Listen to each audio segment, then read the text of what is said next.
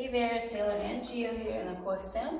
We're in the hallway and we're working on those Leave It. We're doing Leave It Now with a toy.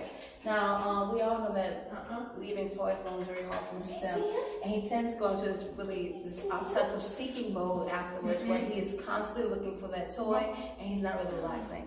That being said, we run out into the hallway, of course, because we want to make sure we start off in a neutral space. If we did it inside, we already know that it's going to be too hard for him because, again, he loves his toys. He paces, he tries to look for them all the time. When we did it in the hallway, it's neutral, so he doesn't have the association of his home with these toys. That being said, we started off with a very, very hard toy at first. It's to gauge his reaction. We had like a long, huge toy that had several squeakers in it. We squeaked it one time. He left it alone okay, but over time he became more and more interested in it, so we took it away. And now we're going down to less, I guess you could say less exciting toys. So right here, I don't know if you can see it, this is a very boring toy. Like, who played with this? I don't know, but he wouldn't play with it. That being said, this squeak doesn't do anything. It's a very basic toy. We want to start off where we know he's going to succeed, and we know he's going to succeed with very basic or not so exciting toys. It's simple. Good job, just like that. So the idea is we believe it so many times with basic toys like this, we will go up to more, let me say, more difficult toys. Maybe a toy that does squeak, or maybe a toy that just looks more enticing. Leave it. Good job. Since he is doing a really great job with this, however, we did notice off the bat that he only wanted to take cheese and hot dogs, high value treats. His basic treats, he really didn't care for them that much, which is good to know. Even though he's doing a really good job with this, we still need something very enticing to get him to work for us. Good boy. Another thing we're working on today is eye contact or focus. So we started off training Sam. We wanted to touch on Leave It because he really did leave it. However, focus is equally important. It's actually our first behavior we actually teach usually. And focus basically means we want our dog to look us in the eye and hold it. Now, Sam does a really good job of this naturally, but what we're doing is we're now conditioning him to do it more often. A dog who is looking at you is not doing anything else, such as looking for a toy or looking for anything else. The more eye contact we have, we get to kind of complete Leave It. So let's say we ask him to leave something alone, he's way over there. Okay, now come back to me and then ask me what's next, which is basically what he's doing. He's looking at Gio, like, okay, what's next? What do I do? That's what we do in focus. Sam, leave it. Good. I don't know if you noticed it, but Leave It literally does mean look away. Now he's choosing to look away and look her in the eye, which is really, really cool. It's Leave It that we really want. It's kind of like you said, okay, I see you, I acknowledge you. Good job. So this toy is pretty boring, but a little more exciting than the last one. This one right here. It does not squeak. Good boy.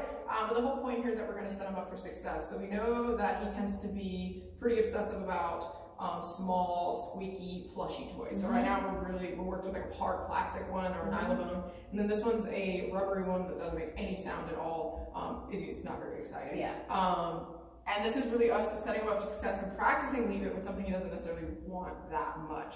Leave it. Now there is one behind me that he does really want because he keeps trying to get behind me.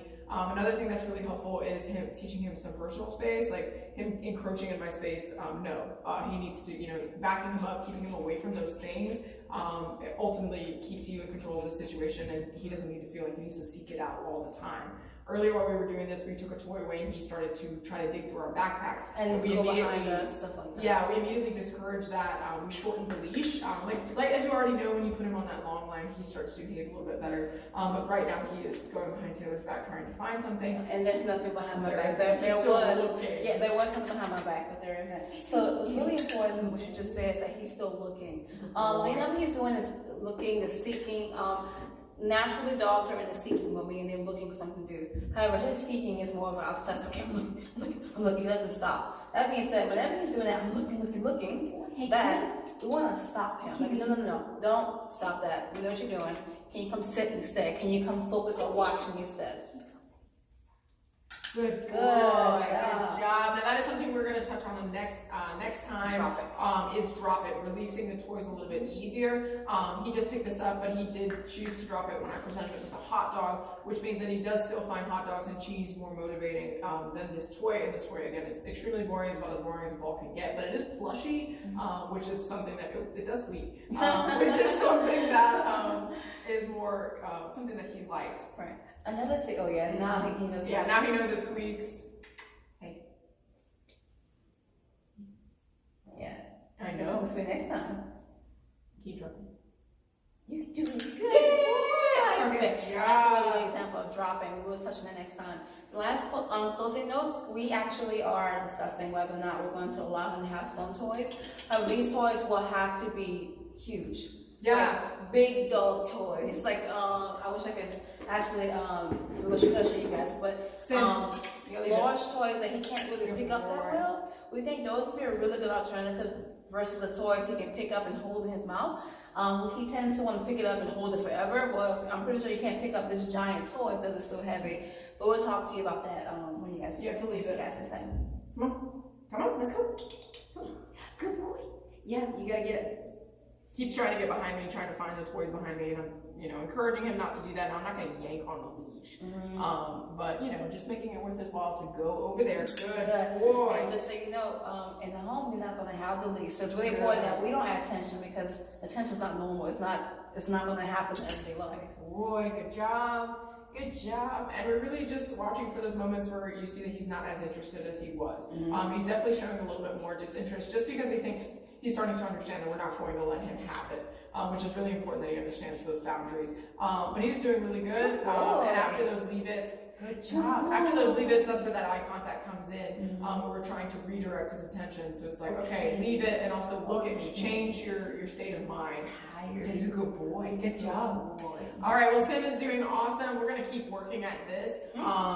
Don't practice this quite yet on your own. Let us continue to chip away at this. Keep doing everything else. You guys are doing awesome. And it's always a pleasure. See ya. Bye.